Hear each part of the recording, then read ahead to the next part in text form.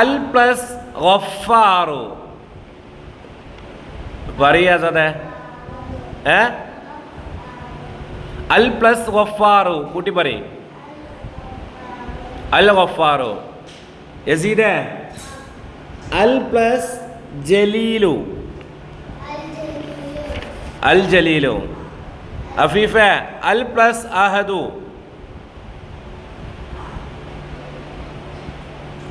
അൽ plus അഹദു ഫസ്റ്റത്തെ ചോദിച്ചേ. അൽ അഹദു.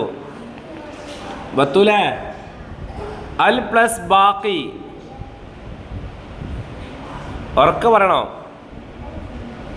രണ്ടാമത്തെ ചോദിച്ചേ. അൽ പ്ലസ് ബാക്കി അറിയോ?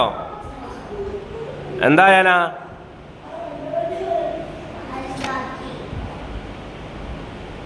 അൽ ബാക്കി എന്താണ്? അർവ അൽ പ്ലസ് റഹീമു. അർ റഹീമു. പറയ് ദുആ അൽ പ്ലസ് അഹദു. മാഷാ അല്ലാ. അവിടെ മിസ്ല അല്ല റഫ ഉണ്ട്. റഫ റഫ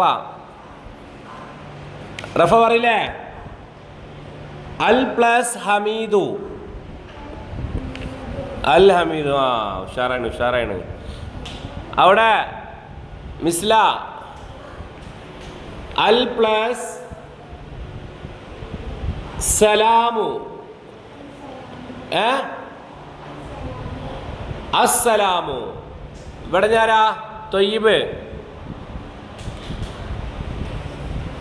ചോദിക്കട്ടെ. അൽ പ്ലസ് ഷാക്കിറു. അഷാക്കിറു. റൈദാന് അൽ പ്ലസ് സാബിത്തു. അസാബിത്തു. ഷെസിന് അൽ പ്ലസ് ദാക്കിറു. അദ്ദാക്കിറു. എന്താണ് അഫീബ്? ഇനി റസീന് അൽ പ്ലസ് നാസിറു. എന്താണ്? അൻ നാസിറു. അവിടെ അക്തർ ചോദിക്കട്ടെ. അൽ പ്ലസ് ലത്തീഫു. അൽ ലത്തീഫു. എന്താണ്? അപ്പൊ ഇനി ഏത് ചോദിച്ചാലും കിട്ടുവോ? കിട്ടൂലേ?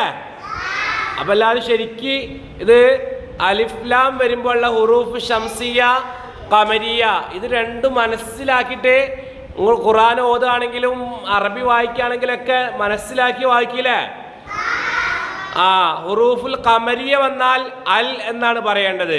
ഹുറൂഫ് ഷംസിയ വന്നാൽ ലാമിനെ ഉച്ചരിക്കാതെ എന്താക്കണം?